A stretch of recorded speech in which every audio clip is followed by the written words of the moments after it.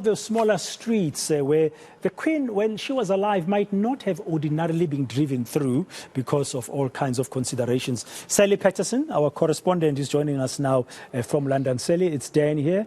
Thank you for joining us.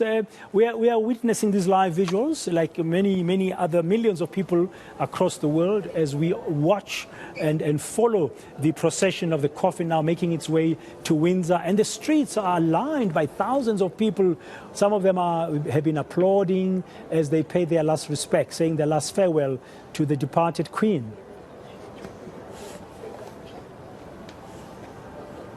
Absolutely. It's a very different scene now than we saw just an hour ago when we were listening to that funeral. There were heads bowed. People lining the streets were mainly stood there in silence, trying to hear a bit of that service going on in Westminster Abbey just behind me.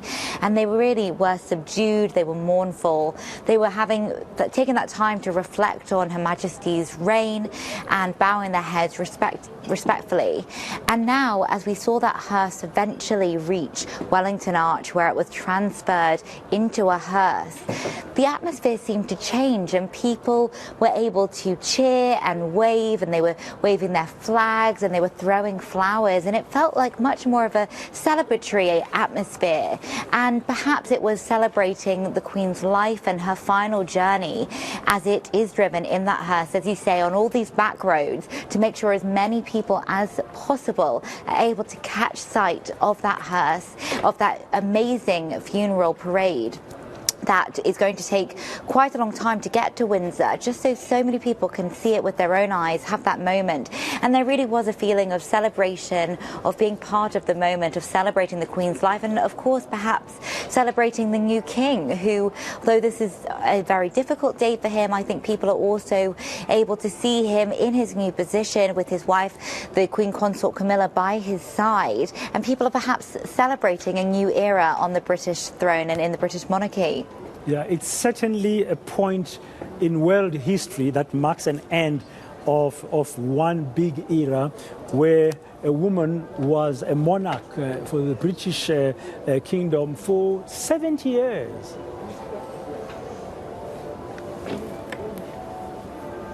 Certainly, she really broke ground in that respect. She was the longest reigning British monarch and one of the longest reigning monarchs in history around the world. And as you say, she was a woman in that seat. And though she, of course, had Prince Charles, her husband of many years, by her side, he was her right-hand man. He was her support. She often spoke about how the strength and support that he gave her. But she was the one on the throne. She was the one who was leading not only the United Kingdom, but also the Commonwealth. And so having a woman in such a high position was actually something that the Queen Consort, Camilla, who is, of course, the King's wife, she spoke about that in her speech on Sunday, just before a minute's silence was held across the nation. She spoke about how special and powerful it was to have a woman in that role at a time where really, we only had two women prime ministers in that whole period. The Queen saw 15 different prime ministers and just 2 were women. And then, of course, actually I'm mistaken, she had a third prime minister, a third female prime minister, Liz Truss, who she met just days before her death.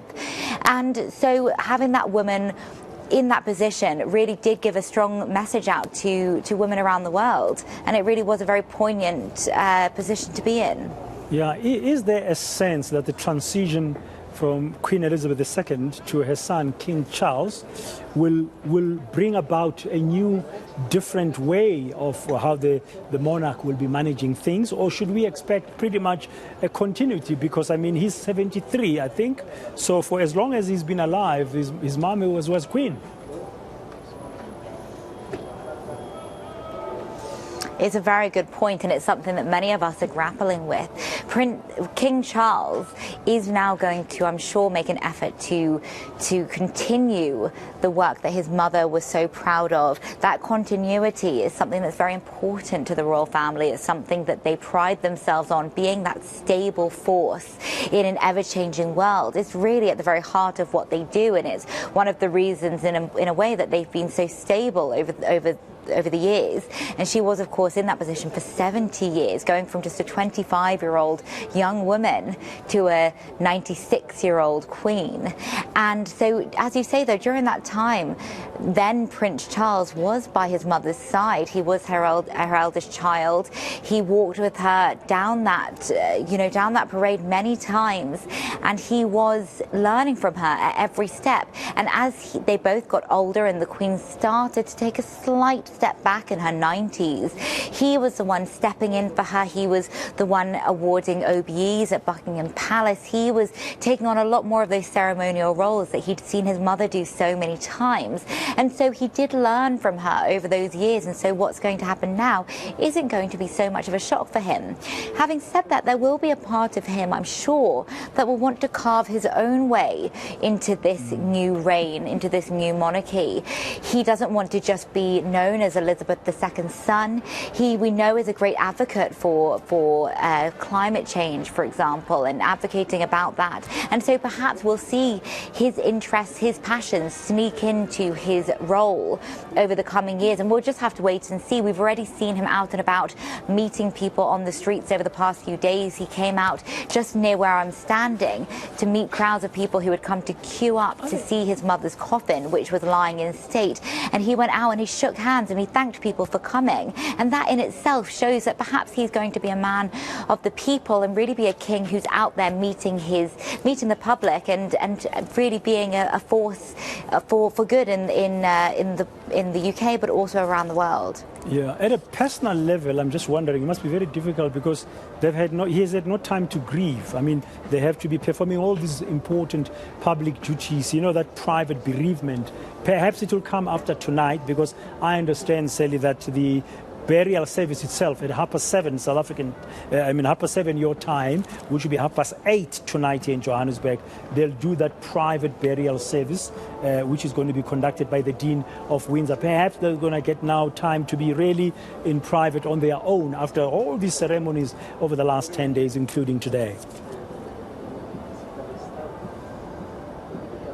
That's certainly right. There are going to be 2 more services later on today. One is going to still be a public service. We're expecting around 800 people there at Windsor Castle, where it will be another opportunity for people to come and say goodbye. That will also be, the public will be able to watch that as well. But then, as you say, later on this evening, as a final goodbye, the Queen's family are going to have an opportunity to have a small, intimate and very private ceremony where they will have their own opportunity to say goodbye, to just be together, to not have the glare of people watching them around the UK and also around the world. And that, I'm sure, will be a very important time for them as a family to deal with their grief together.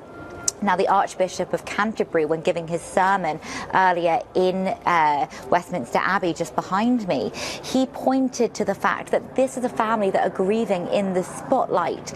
It's a very public way of spending some of the most difficult days of your life, being watched by people around the globe, and not just the king, of course, but the wider family as well. And we did see at the funeral today, we saw the Queen's great-grandchildren, who were just children, and they were there at that ceremony. They wanted to be part of it, and also, there are people who felt it was important for them to be there, but they are just young children who were part of a very adult ceremony.